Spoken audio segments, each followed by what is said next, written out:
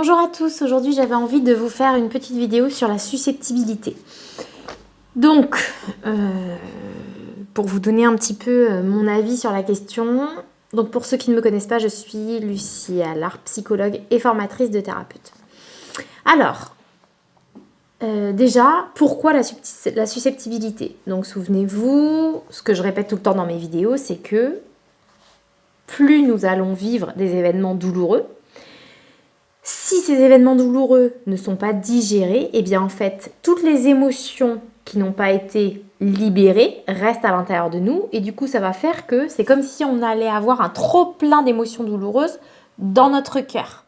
Et du coup, dans de nombreuses situations, on va surréagir parce que à la moindre occasion, toutes ces émotions qui en fait sont liées au passé, eh bien vont ressurgir dans certaines situations dans lesquelles on va être un petit peu plus sensible et hop, du coup là, on va être submergé par plein d'émotions et on va avoir la sensation d'avoir des réactions émotionnelles disproportionnées et c'est à ce moment-là que l'on va dire ou que notre entourage va dire « Ah bah voilà, tu es susceptible ». D'accord? Alors, sachant que la plupart du temps, en fait, chaque personne a des situations où il va être susceptible alors qu'une autre personne sera susceptible dans d'autres situations. Par exemple, si j'ai été abandonnée et que ma blessure d'abandon n'est pas soignée, eh bien, je vais être susceptible dans les situations où mes copines ne vont pas m'appeler pour aller faire du shopping parce que je vais me sentir, par exemple, abandonnée ou mise à l'écart. Et donc, je vais surréagir et elles vont me dire « Non, mais n'importe quoi, tu es susceptible, faut pas en faire tout un plat. » D'accord? Donc, moi, parfois, je vais culpabiliser de surréagir, d'être susceptible, alors que ce n'est pas du tout de ma faute, d'accord? Puisque c'est normal que je surréagisse parce que mes émotions liées à l'abandon n'étant pas digérées vont ressurgir et en effet vont donner une réaction qui est complètement disproportionnée par rapport à la situation au présent. Sauf que si mes copines me disent « t'es susceptible », c'est normal en fait que ça me blesse parce que c'est comme si, quand elle me disait « t'es susceptible », elle insinuait que en fait, je souffre pour rien et que mes émotions n'ont aucune raison d'être. Sauf que dans ces cas-là, en fait, ça n'est pas l'adulte, c'est la petite fille à l'intérieur de moi qui va entendre ce qu'elle va prendre comme un jugement, d'accord? Et du coup, la petite fille va entendre, en fait, ta souffrance n'a pas de raison d'être.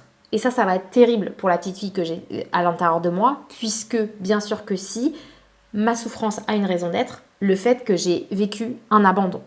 D'accord? Donc, si vous voulez, c'est important d'éviter de dire aux gens « Ah oui, mais t'es susceptible ». Voilà, c'est important d'arrêter de critiquer les gens qui réagissent de manière disproportionnée parce que ça vient forcément toucher une blessure émotionnelle passée qui n'a pas été digérée et ça, c'est pas de leur faute.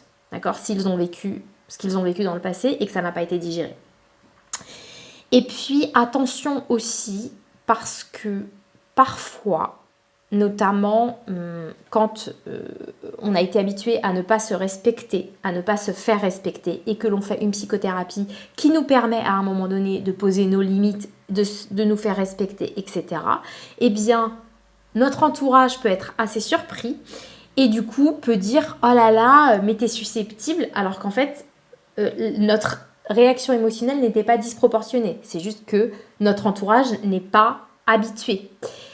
Et en fait, ça n'est pas du tout qu'on est susceptible, c'est juste que des gens qui n'ont pas l'habitude de nous respecter ou des gens qui ont l'habitude d'abuser de nous, de notre gentillesse, etc., vont en fait tenter de nous culpabiliser quand, pour une fois, on se fait respecter.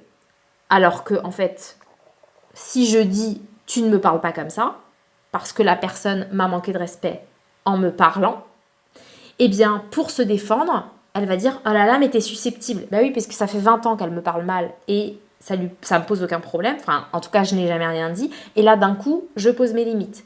Et du coup, vu qu'elle n'est pas habituée, elle va essayer de remettre la faute sur moi, en fait. Et donc, c'est toi le problème parce que tu te fais respecter et tu ne me laisses plus mal te parler.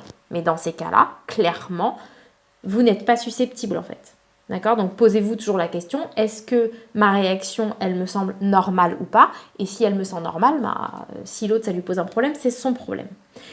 Donc voilà, c'est la petite vidéo du jour que je voulais faire pour rapidement parler de la susceptibilité, même si je pourrais faire d'autres vidéos pour en parler plus profondément. Voilà, je vous fais un gros bisou et puis pour toutes les informations sur mon école et tout ça, vous avez des choses dans la description de la chaîne.